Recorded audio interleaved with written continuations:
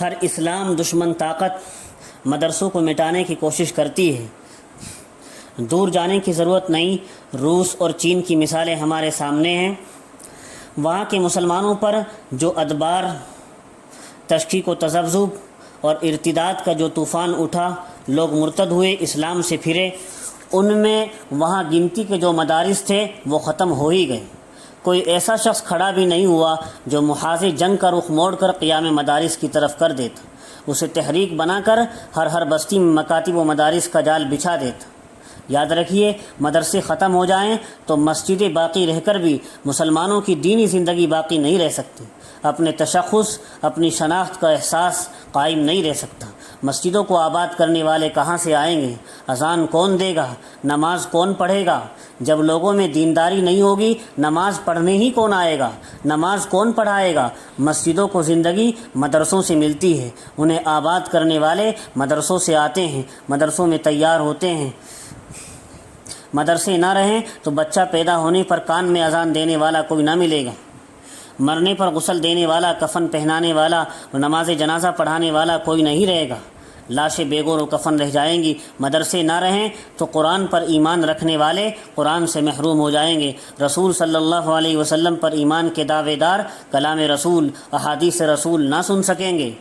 اب ہندوستان کے حالات کا جائزہ لیجئے، ان علاقوں کو دیکھ لیجئے جہاں مکاتب اور مدارس کم ہیں یا بالکل نہیں ہیں، وہاں دینی بیداری کم ملے گی۔ اپنی آنکھوں سے دیکھ کر آئیے، لوگوں کو اپنا نام رکھنے تک کا شعور نہیں ہے، وہ آس پاس کے ماحول میں گم ہو گئے ہیں، اپنی کوئی پہچان نہیں رکھتے اسلام کی، بعض رسموں کی حد تک ہی ان کا ایمان اور اسلام باقی ہے۔ مسجدیں ہوں گی، بکثرت ہوں گی، پھر بھی آباد نہ ہوں گی۔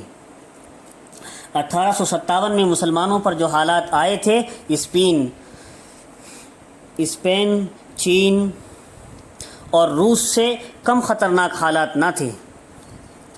وہی سب کچھ یہاں بھی ہوتا، لیکن حضرت نانوتوی رحمۃ اللہ علیہ اور ان کے رفقا اور تلامذہ نے دور رس نگاہوں سے مستقبل کو بھانپ لیا تھا اور مسلمانوں کی دینی اور ملی بقا کا انتظام کر دیا۔ اقتدار دنیا کا ہاتھ سے گیا تو گیا، دین نہیں جانے دیا، دین نہیں گیا، ارتداد کی عام لہر نہیں پھیلی، جہاں پھیلی اس کا تدارک کیا گیا، جہاں لوگ مرتد ہونے شروع ہوئے ان کے شکوک و شبہات دور کیے گئے، حالات کا مقابلہ کیا گیا۔ الحمدللہ مدارس و مکاتب کے قیام سے دین اس طرح آیا کہ ہندوستان کے علماء اور فضلاء، دینی تحریکات اور جماعتیں اور دوسرے بہت سے مسلم ممالک کے لیے بھی رہنما بن گئی وہ جماعتیں۔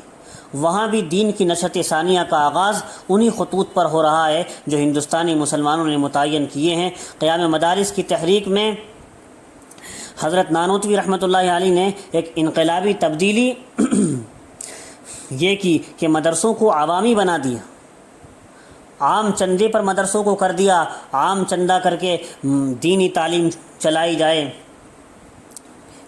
اس طرح دینی تعلیم عام ہو گئی۔ مغل دور حکومت 1857 عیسوی تک تعلیم کا نظام یہ تھا کہ رؤساء اور جاگیردار، بڑے مالدار جاگیر رکھنے والے اپنی ریاست و جاگیر میں چند علماء کو بلا کر ایک مدرسہ جاری کر دیتے تھے اور اس مدرسے پر کچھ گاؤں وقف کر دیتے تھے، اسی آمدنی سے مدرسہ چلتا تھا۔ جونپور، رامپور، حیدرآباد اور ضلع علی گڑھ وغیرہ میں اسی قسم کے مدارس تھے۔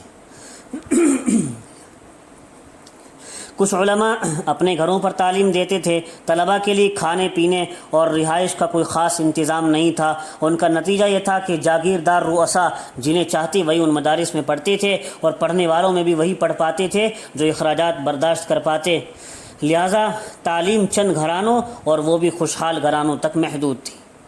حضرت نانوتوی رحمۃ اللہ علیہ کی تحریک نے مکاتب اور مدارس کا دائرہ گاؤں گاؤں، قریہ قریہ تک پہنچا دیا اور اصول ہشتگانہ کے ذریعے مدارس کو رؤساء اور جاگیرداروں کے حلقے مخصوص سے نکال کر سارے مسلمانوں کے لیے عام کر دیا۔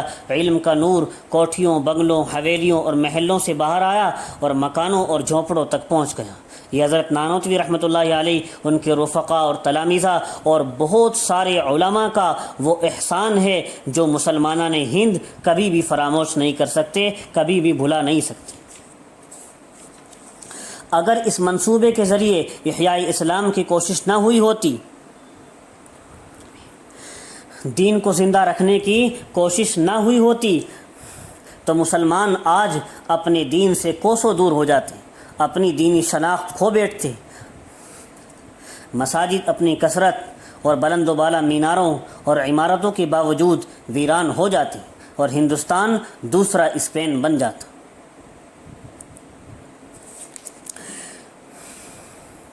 قیام مدارس کے منصوبے، مدارس قائم کرنے کے منصوبے اور تحریک جو علماء نے یہ چلائی تھی اور علماء نے یہ قائم کیے تھے، ہمارے اکابر اور بزرگوں نے، آج کے حالات اور تاریخ کے تناظر میں دیکھا جائے تو یہ ایک الہامی منصوبہ اور الہامی فیصلہ نظر آتا ہے۔